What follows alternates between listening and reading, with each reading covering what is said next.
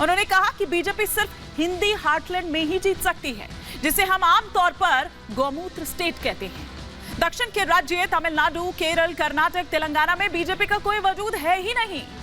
सेंथिल कुमार के इस बयान के बाद से बीजेपी INDIA गठबंधन पर हमलावर है।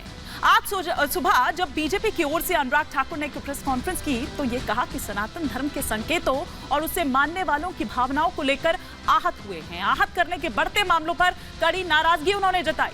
अनुराग ठाकुर ने DMK सांसद के बयान पर कहा कि कांग्रेस की सोच देश को बांटने वाली है। कांग्रेस को हिंदू और हिंदी से घृणा है। यही वजह है कि DMK सांसद के बयान पर सोनिया गांधी और राहुल गांधी ने चुप्पी साधी हुई। हालांकि ये कोई पहली बार नहीं है जब DMK द्वारा सनातन पर, उससे जुड़े संकेतों पर इस तरह से हमला बोला गया हो। इससे पहले आपको स्टालिन द्वारा सनातन को डेंगू, मलेरिया, कोरोना तक बता दिया गया था, वो याद होगा। और अभी कल ही फिर उदयनिधि स्टालिन का बयान सामने आया है कि वो स्टालिन के बेटे हैं और करुणानिधि के पोते हैं और वो अपने बयान पर माफी नहीं मांगेंगे। अब ये अहंकार नहीं है तो फिर और क्या है?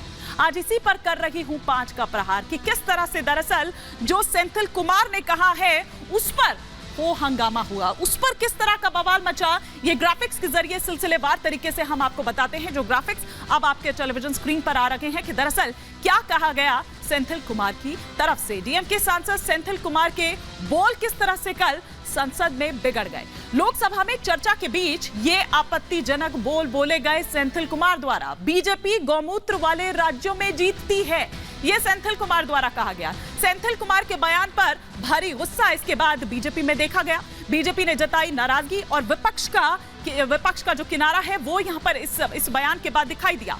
जोरदार हंगामे के बाद सेंथिल कुमार ने उसके बाद माफी मांगी, लेकिन वो माफी भी अगर मगर के साथ रही। सेंथिल कुमार ने कहा कि अपना बयान मैं वापस लेता हूं। ये अलग बात है कि कल तक एक अलग ही तेवर उनके नजर आ रहे थे और उन्होंने ये कहा कि इसमें क्या मैंने विवादित कह दिया है, मैं अगली बार कुछ और शब्दों का प्रयोग करूंगा, लेकिन ये तो मैं कहता ही रहता हूं। तो आप ये सोचिए कि उनको कोई इल्म नहीं है कि उन्होंने क्या कहा। अब ऐसे में कुछ सवाल जो खड़े हो रखे हैं, एक एक कर 5 का प्रहार के वो सवाल आपके टेलीविजन स्क्रीन पर। ये पहला सवाल कि क्या सनातन अपमान के लिए ही हुआ है INDIA का निर्माण? दूसरा सवाल ये कि उत्तर दक्षिण विवाद 24 में जनता देगी क्या? इसका भी जवाब। तीसरा सवाल ये कि वोटर ने बनाई दूरी, सनातन अपमान क्या मजबूरी? चौथा सवाल जो आपकी स्क्रीन पर आ रहा है वो ये कि क्या DMK से किनारा करेगा INDIA गठबंधन?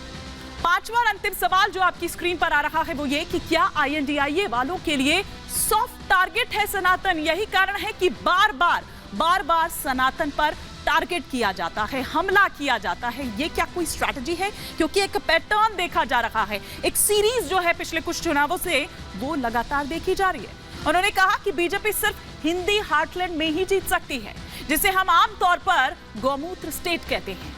दक्षिण के राज्य तमिलनाडु, केरल, कर्नाटक, तेलंगाना में बीजेपी का कोई वजूद है ही नहीं।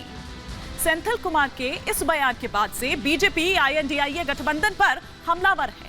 आज सुबह जब बीजेपी की ओर से अनुराग ठाकुर ने एक प्रेस कॉन्फ्रेंस की तो ये कहा कि सनातन धर्म के संकेतों और उसे मानने वालों की भावनाओं को लेकर आहत हुए हैं। आहत करने के बढ़ते मामलों पर कड़ी नाराजगी उन्होंने जताई। अनुराग ठाकुर ने DMK सांसद के बयान पर कहा कि कांग्रेस की सोच देश को बांटने वाली है। कांग्रेस को हिंदू और हिंदी से घृणा है। यही वजह है कि DMK सांसद के बयान पर सोनिया गांधी और राहुल गांधी ने चुप्पी साधी हुई। हालांकि ये कोई पहली बार नहीं है जब DMK द्वारा सनातन पर, उससे जुड़े संकेतों पर इस तरह से हमला बोला गया हो। इससे पहले आपको स्टालिन द्वारा सनातन को डेंगू, मलेरिया, कोरोना तक बता दिया गया था, वो याद होगा। और अभी कल ही फिर उदयनिधि स्टालिन का बयान सामने आया है कि वो स्टालिन के बेटे हैं और करुणानिधि के पोते हैं और वो अपने बयान पर माफी नहीं मांगेंगे। अब ये अहंकार नहीं है तो फिर और क्या है? आज इसी पर कर रही हूं 5 का प्रहार कि किस तरह से दरअसल जो सेंथिल कुमार ने कहा है उस पर वो हंगामा हुआ, उस पर किस तरह का बवाल मचा।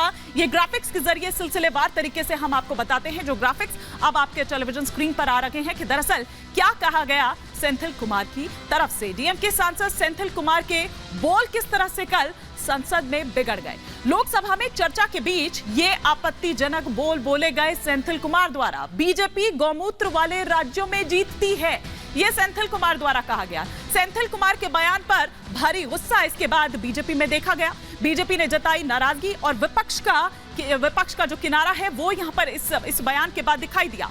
जोरदार हंगामे के बाद सेंथिल कुमार ने उसके बाद माफी मांगी, लेकिन वो माफी भी अगर मगर के साथ रही। सेंथिल कुमार ने कहा कि अपना बयान मैं वापस लेता हूं। ये अलग बात है कि कल तक एक अलग ही तेवर उनके नजर आ रहे थे और उन्होंने ये कहा कि इसमें क्या मैंने विवादित कह दिया है। मैं अगली बार कुछ और शब्दों का प्रयोग करूंगा, लेकिन ये तो मैं कहता ही रहता हूं।